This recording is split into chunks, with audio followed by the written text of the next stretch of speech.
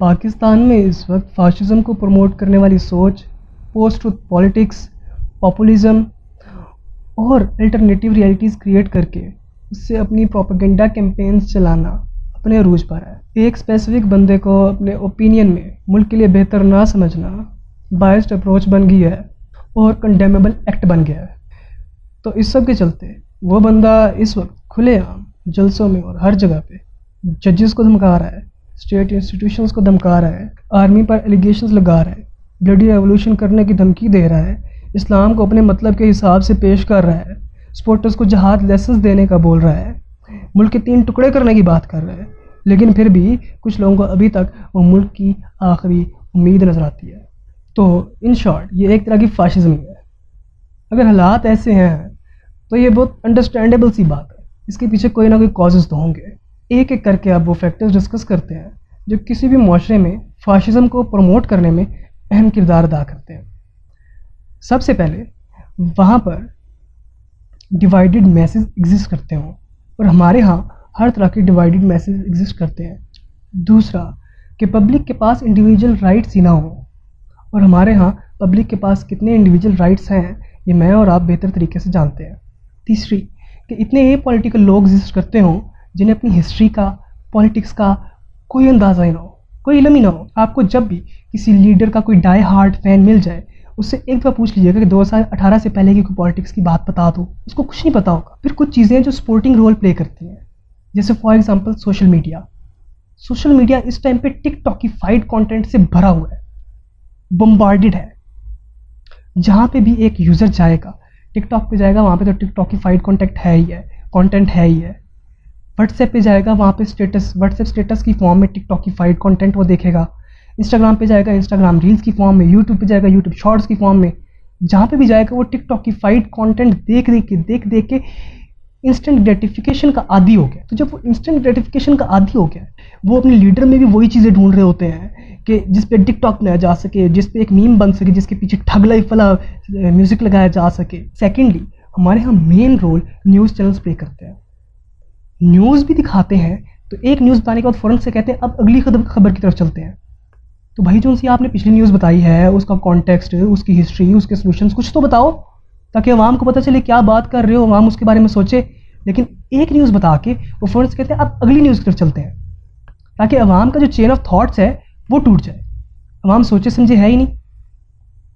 तो इससे क्या होता है, इससे अवाम की क्रिटिकल थिंकिंग की एबिलिटी छिन जाती है। थर्ड, अवाम की इंस्टेंट ग्रेटिफिकेशन की हैबिट का फ़ायदा उठा के रही सही कसर हमारे जर्नलिस्ट निकाल देते हैं, सो कॉल्ड जर्नलिस्ट निकाल देते हैं, जो कि अवाम को इतने इजी सॉल्यूशंस पेश करते हैं। जैसे फॉर एग्जांपल इमरान रियाज खान ने कह दिया था कि जो बाइडेन इमरान खान को कॉल इसलिए नहीं कर रहा क्योंकि जो बाइडेन इमरान खान से नजरें चुरा रहा है, क्योंकि इमरान खान ने तो कह दिया था कि अफगानिस्तान में जो बाइडेन वॉर हार जाएगा और अवाम खुश। फिर एक जो कॉमन यूज़र होता है वो अपनी 40s या 50s की एज तक पहुँचते टेलीविज़न पे इतने एड्स देख चुका होता है कि उसकी ये हैबिट बन जाती है कि वो हर चीज़ में इजी सॉल्यूशन तलाश करता है। क्योंकि एडवर्टाइजमेंट्स में दिखाते हैं कि अगर आपकी शर्ट गंदी हो गया तो फलां सोप इस्तेमाल कर लो, फ़ौरन से आपकी शर्ट पहले जैसी नहीं हो जाएगी। तो वो बंदा अपनी रियल लाइफ में भी ऐसे ही सॉल्यूशन ढूंढने की तलाश में होता है। तो इससे क्या होता है, इससे एडवर्टाइजमेंट बेस्ड साइकोलॉजी बन जाती है। तो जब एक माशरे में इस तरह के सारे फैक्टर्स एग्जिस्ट करते होते हैं तो फिर होता है rise of A so called great man, जो कहता है भाईजान आपकी सब प्रॉब्लम्स का हल मेरे पास है। वो सब प्रॉब्लम्स का बहुत सिंप्लीफाइड सॉल्यूशंस आपको देता है। वो आपको कहता है कि आपका खोया हुआ प्राइड आपको वापस ला के दे दूंगा, जैसे कि मदीना की रियासत बना दूंगा। वो पॉलिटिक्स में एस्थेटिक्स को इंट्रोड्यूस कराता है, जैसे मैं साम्राज्य से लड़ जाऊंगा, अमेरिका से लड़ जाऊंगा, गुलामी की चेंज तोड़ दूंगा। वो जैसे हिटलर करता था कि जर्मन नेशन को उसने कहा था कि आपका जो वर्ल्ड वॉर 1 में प्राइड चला गया वो मैं आपको वापस ला के दे दूंगा। तो सेम टू सेम वैसे वाले ही काम करता है वो। फिर स्टार्ट होता है फाशिज्म का, क्योंकि वो एक नई ऑडियंस को, बिल्कुल सिरे से एक नई ऑडियंस को जिसने पहले कभी वोट भी नहीं डाला होता, उसको मंजर आम पर लेके आता है, जो कि पहले वाले पॉलिटिशियन से कनेक्टेड फील नहीं कर रही थी उनकी आउटडेटेड पॉलिटिक्स की वजह से। फिर slowly and gradually credibility replaces reality, जो हमारे केस में ऑलरेडी हो चुका है। Truth does not matter any more, objectivity सिरे से ही ख़त्म हो जाती है। फिर ऐसी कंडीशन में तो हिटलर ने जर्मन जैसी पढ़ी लिखी कौम को, जो उस टाइम पे यूरोप की सबसे पढ़ी लिखी कौम थी, उसको बेवकूफ़ बना लिया था।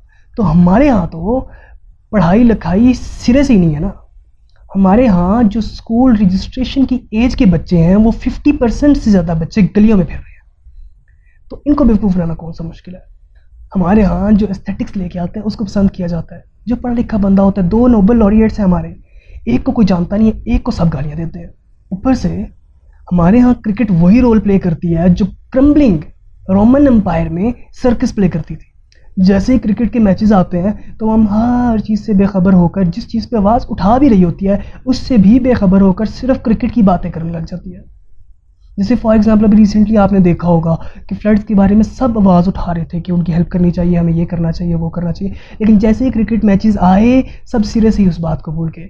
सबको ये लेना देना है कि क्रिकेट में कौन जीतेगा कौन हारेगा, जिससे मुल्क की इकॉनमी को किसी 1 रुपये का भी फ़ायदा नहीं होने वाला। तभी तो ये लोग इतनी बड़ी बड़ी फोर्टिफाइड सिक्योरिटीज़ प्रोवाइड करते हैं इंटरनेशनल टीम को जब वो पाकिस्तान में आती हैं, ताकि इंटरनेशनल क्रिकेट रिज्यूम हो सके और हम उसमें लगी रहे और हमें कोई क्रिटिसाइज़ ना करे। ये तो बात होगी सिंपल कॉजेज़ की। लेकिन जाहिर सी बात है अगर मसले हैं तो उनके सॉल्यूशंस भी होंगे। अब चलते हैं सॉल्यूशंस की तरफ। सबसे पहले तो अगर कोई भी बंदा कोई भी पॉलिटिकली मोटिवेटेड बात शोला बयानी से बयान करे तो फिर मुतहर्रिक हो जाए, क्योंकि उस केस में इंसान की जो क्रिटिकल थिंकिंग की एबिलिटी है वो मफलूज हो जाती है। फिर इंसान का सारा ध्यान उसकी शोला बयानी पे चला जाता है, इंसान क्रिटिकली नहीं सोचता उसकी बातों को। सेकेंडली आपको ये समझना पड़ेगा कि मीडिया का काम सिर्फ एक है, to gather a audience and sell it to a advertiser. और ज़्यादातर केसेस में सबसे ज़्यादा ऑडियंस उसी की होती है जो सबसे सस्ती बातें करती है। तो इस सब से बचने के लिए बजाय मेन स्ट्रीम मीडिया के आप अल्टरनेटिव मीडिया वगैरह से इंफॉर्मेशन और न्यूज़ कंज्यूम कर सकते हैं, उसकी बेसिस पे क्रिटिकल थिंकिंग कर सकते हैं। तो फिर जब आप करेक्ट न्यूज़ कंज्यूम करना स्टार्ट करेंगे तो आहिस्ता आहिस्ता ये जो कॉमन परसेप्शन है लोगों में कि हर चीज़ यहूद नसारा की साजिश होती है, इससे ऊपर आ जाएंगे। इसराइल में थोड़े से ज्यूज़ हैं, जिससे ज़्यादा आबादी आपके पास लाहौर और कराची में मौजूद है, ठीक है। उन्होंने अकेले, जब वो नई नई स्टेट बनी थी, उन्होंने सारी मुस्लिम वर्ल्ड को अकेले उठा के परे मारा था जब जंग हुई थी। तो उन लोगों को हमारे खिलाफ साजिशें करने की कोई ज़रूरत नहीं है, उनके पास इतना टाइम ही नहीं है।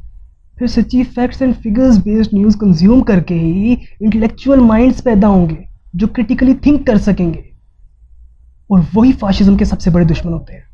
फाशिज्म को उसी से सबसे ज़्यादा डर लगता है, क्योंकि वो तो सवाल करेंगे ना कि 7 मार्च को हुई आम सी डिप्लोमेटिक कन्वर्सेशन, जिसके बाद आपने किसी किस्म की कोई भी कोऑपरेशन अमेरिका के साथ सस्पेंड नहीं की, वो वोट ऑफ नो कॉन्फिडेंस का दिन सिलेक्ट होने के बाद बैरूनी मुदाखलत का सबूत कैसे बन गई? क्योंकि वो खुश नहीं होंगे। सरप्राइज़ दे दिया। जब कॉन्स्टिट्यूशन की धज्जियाँ उड़ा रही होगी एक पार्टी, वो तो समझ जाएंगे कि बिल्कुल वैसा ही इन्होंने काम किया है जैसा 1933 की जर्मन पार्लियामेंट की एनेबलिंग एक्ट की प्रोसीडिंग के लिए हिटलर की पार्टी ने किया था। वो पूछेगा ना कि जनाब आप भुट्टो से अपने आप को कंपेयर कर रहे हैं, लेकिन भुट्टो हमारी न्यूक्लियर कैपेबिलिटी को डेवलप करने में की रोल प्ले कर रहा था, नेशनलाइजेशन कर रहा था। भुट्टो वाली ओएसी ने ऑयल बंद करा के अमेरिका को लाले पड़वा दिए थे। तो उसने फिर वो लेटर ले आगे कहा था कि जितने मेरे खिलाफ इकट्ठे हुए इनको पैसे बाहर से आ रहे हैं, और उस टाइम सच्ची में बाहर से पैसे आ रहे थे। मार्शल प्लान के तहत अमेरिका पूरी दुनिया में पैसे बांट रहा था, तो भुट्टो ने तो उस वाले पैसों का जिक्र किया था। आपकी बारीक पैसे कहाँ से आ रहे हैं? लाखों डॉलर अमेरिकन कंपनी से आपकी पार्टी को आ रहे हैं। ये फॉरेन फंडिंग केस में प्रूफ हो चुका है। लेकिन इसके बावजूद आप ही अमेरिका पर मुदाखलत का इल्ज़ाम लगा रहे हैं। ट्रंप के दौर तक तो अमेरिका बहुत अच्छा था, उसके साथ तस्वीरें खिंचवा के आके ऐसे एक्ट करते थे जैसे वर्ल्ड कप जीत के आ गए। और बाइडन की कॉल जब नहीं आई तो उसके बाद अमेरिका पाकिस्तान में मौजूद हर बुराई की जड़ कैसे बन गया? अभी इदारे बिकने पर शोर मचा रहे हो, खुद तो आपने सेंट्रल बैंक ऑटोनमस कर दिया था। अभी अमेरिका को खुल खुल के गालियां तो दे रहे हो, लेकिन अपने वक्त में $6 बिलियन की IMF से डील क्यों साइन की थी? गुलाम है ये तो कह रहे हो। गुलाम की डेफिनेशन क्या है ये तो बताओ। आप कह तो रहे हो कि इस्लामाबाद में इकट्ठे हो जाए ताकि अमेरिका से हमें आज़ादी मिल जाए। ये तो बताओ कि ऐसी कौन सी आज़ादी है जो इस्लामाबाद में इकट्ठे होकर अमेरिका से मिल रही है? अभी सिर्फ बेसलेस इंपोर्टेड हुकूमत का इल्ज़ाम लगा रहे हो, लेकिन अपनी बारी में जो लिटरली बाहर से कैबिनेट इंपोर्ट की हुई थी उसके बारे में क्या कहोगे? आप कश्मीर के मुजाहिद के तौर पे जाने जाते हो, लेकिन आपके ही दौर में कश्मीर से आर्टिकल 370 रिवोक होकर कश्मीर हमारे हाथ से चला गया, आपने कुछ नहीं किया। उसके बारे में क्या कहोगे? मोदी का जो यार है गद्दार है, ये नारा तो बहुत ज़ोर से लगा रहे हो, लेकिन जो आपकी पार्टी ने इंडियन नेशनल से फंड्स रिसीव किए हैं फिर उनको छुपाने की कोशिश की है, जो अभी फॉरेन फंडिंग केस में प्रूव हो चुका है, उसके बारे में क्या कहोगे? मदीना की फलाही रियासत का नारा तो लगा रहे हो, लेकिन सूद के बगैर उस फलाही रियासत को चलाओगे कैसे?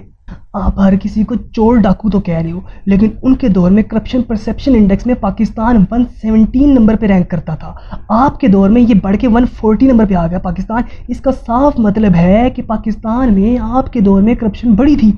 इसके बारे में क्या कहोगे? ये जैसे हिटलर ने एक मैस ऑफ पॉपुलेशन पे सारी तबाही का इल्ज़ाम लगा के उनको गैस चैम्बर्स में डाल के मार दिया था, आप वैसे ही वही ब्लूप्रिंट फॉलो करते हुए एक मैस ऑफ पॉपुलेशन पे इल्ज़ाम लगा रहे हो कि इनको अगर पकड़ के बंद कर दो तो इनसे हमारा सारा लूटा हुआ पैसा वापस आ जाएगा। अगर 10 में से 3 रुपये चोरी हुए हैं वो वापस आ भी गए, जो बाकी का डेफिसिट है वो कैसे पूरा करेंगे? उसका प्लान आपने आज तक कभी नहीं बताया। खुद तो आपने पाकिस्तान की तारीख का 70% कर्जा अपने 3 साल के दौर में ले लिया है। आपके दौर में वर्ल्ड बैंक की रिपोर्ट्स के हिसाब से देख लें कि पाकिस्तान में जीडीपी ग्रोथ रेट कितना था और वो कितना नीचे आया, जिसको आप खुद पंजाब का सबसे बड़ा डाकू कहते थे। आपके इंटरेस्ट के साथ अलाइन होने पर आपने खुद उसको पंजाब का वजीर आला बनवा दिया। इसके बारे में क्या कहेंगे? आरिफ नकवी जो डिक्लेयर्ड मनी लॉन्ड्रर है, वो आपकी पार्टी को क्यों फंड करता रहा? ये पिशावर परवर्ट्स और फैसलाबाद फदर मक्कस जैसे क्रिएटिव नामों वाले क्लब्स के मैचेस, जिससे पैसा फिलैंथ्रोपिक कॉज के लिए आपने इकट्ठा किया था, वो घूम फिर के पीटीआई के अकाउंट्स में कैसे आ गया? फाइनेंशियल टाइम्स ने जब आपके के सारे कारनामे छापे तो उनको सू ना करके, उनसे डैमेजेस ना डिमांड करके आपने उनकी सारी बातों को लेजिटिमाइज नहीं कर दिया। अगर आप सच के स्टेट्समैन होते हैं तो आपकी गवर्नमेंट गिरने के बिल्कुल पहले, जब आपके सामने पेट्रोल प्राइसेस इंक्रीज करने की समरी पेश की गई थी, जो आपने एग्रीमेंट किया हुआ था आईएमएफ के साथ, वो आपने रद्द करके पेट्रोल प्राइसेस डिक्रीज क्यों कर दी? पेट्रोल प्राइसेस को मजीद सब्सिडाइज क्यों कर दिया? सारी दुनिया को एब्सोल्युटली नॉट बता के खुश तो हो रहे हैं, लेकिन आपका अपना नेशनल सिक्योरिटी एडवाइज़र कहता है कि हमसे तो बेसिस मांगे ही नहीं थे। उसके बारे में क्या कहेंगे? तो जब इंटेलेक्चुअल माइंड्स पैदा होंगे, वो क्रिटिकल थिंकिंग करेंगे, तो ये खुद भी समझ जाएंगे और मासेस को भी बताएंगे ये कोई स्टेट्समैन नहीं है, ये सिर्फ पॉपुलिस्ट मूव्स खेल रहे हैं, फाशिज्म को फैला रहे हैं, सिर्फ एक कल्ट का रोल प्ले कर रहे हैं यहाँ पे माशरे में, और एक सिर्फ नॉर्मल से पेट्टी पॉलिटिशियंस हैं।